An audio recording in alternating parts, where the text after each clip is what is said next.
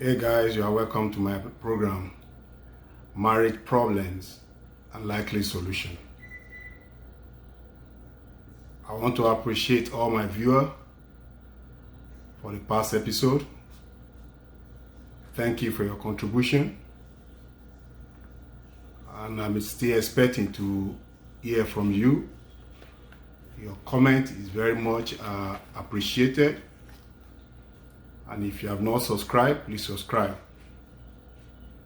We are going to continue on the topic we've been treating before, the three major problems in marriage.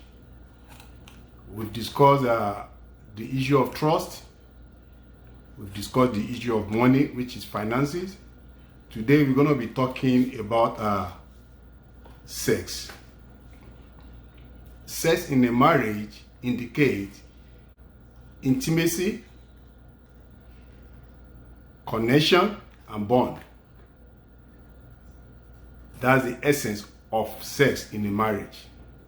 It's not just for procreation. So we are going to be talking about the problem that can emanate in the course of sex in a marriage. So what I'm not going to be talking about today,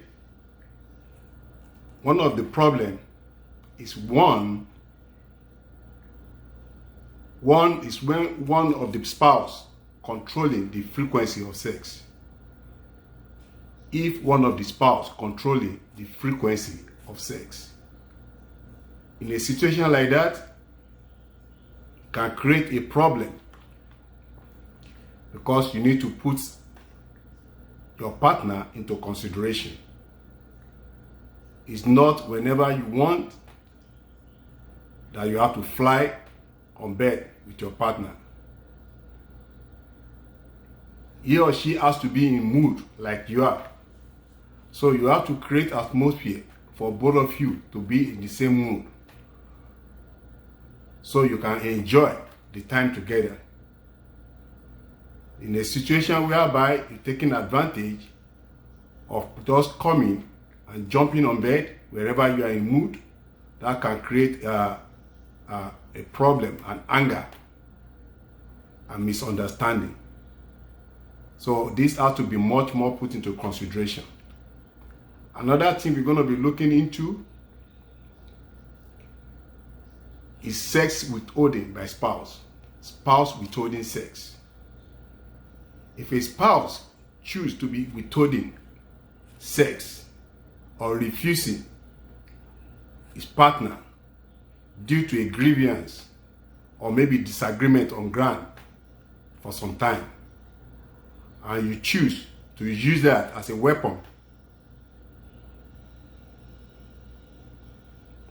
to disallow your partner from moving closer or having anything to do with you, this might bring the marriage problem into big problem, because it's just like a signal. You're giving out a signal. You're creating room for a major problem if it's not quickly resolved. Because in a situation like that, where you see the partner or one of the partner choose to be going into living room to sleep on couch, or going to the guest room, leaving the room for his spouse, then there's a problem, a big problem. So before it's escalated to a bigger one, it has to be resolved. That's the more reason why I think it's more important for spouse to be using a room together. So whereby if there's any problem, sleeping together can bring connection. Even by the time your body touch each other, that can bring connection. Then you'll be able to talk about the problem at hand and resolve it. So one of the spouse should not see it as a weapon or way of maltreating the other his partner.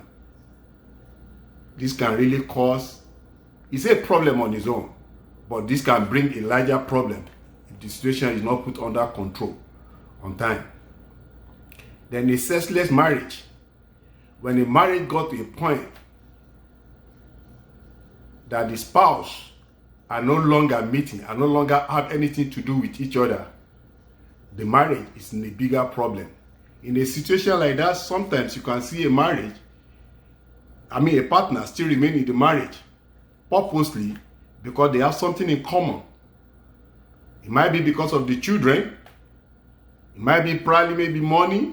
It might be health insurance. It might be anything that they believe still connecting them together. So for that reason, they might be staying together, living together, and have nothing to do with each other. Such marriage is died already.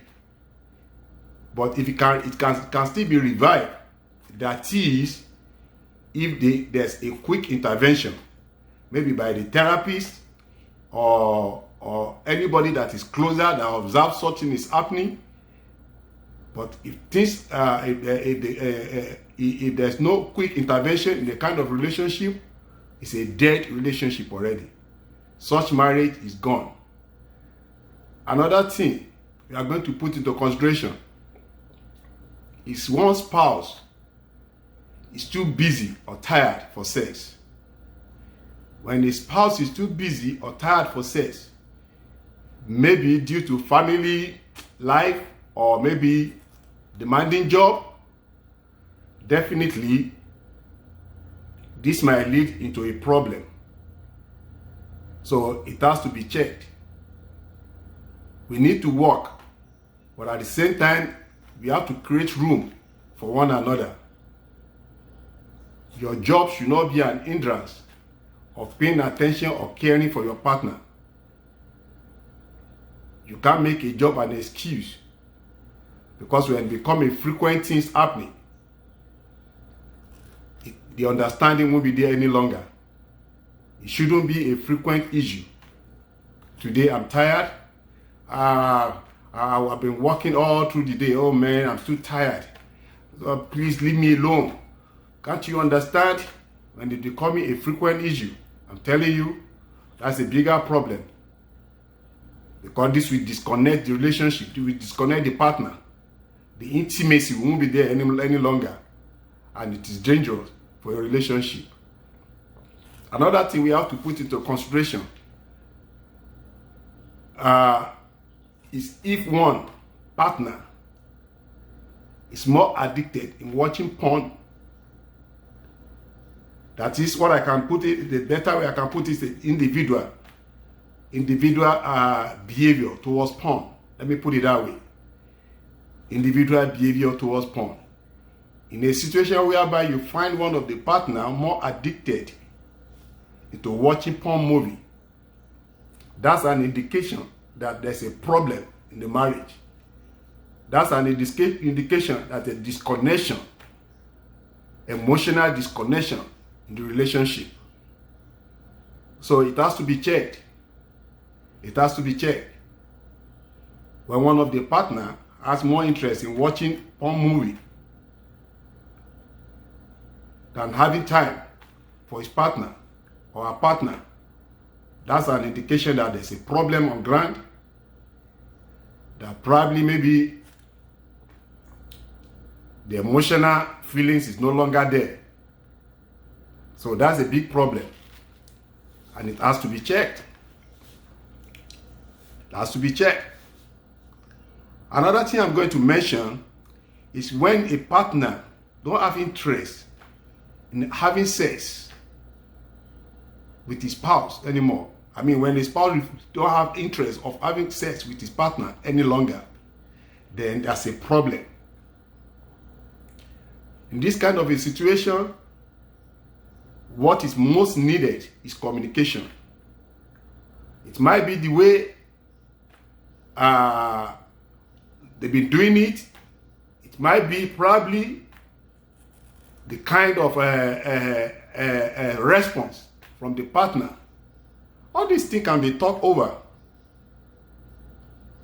You can't be going the same way every day. Let's try this, let's try that.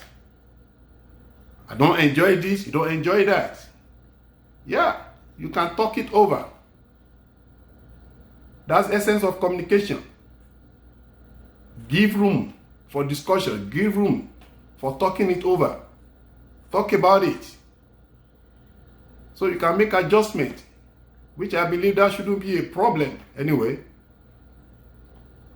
If you did the interest, if the love is still there, this is something you can just talk over. If one of the partner doesn't like the way the response is getting from another, tell him, I don't want this way. Let's try this. Let's try that. Another bigger problem, if his spouse is cheating, his spouse cheating, that's a big problem. That can kill. That's a major killer of marriage. Major killer of marriage.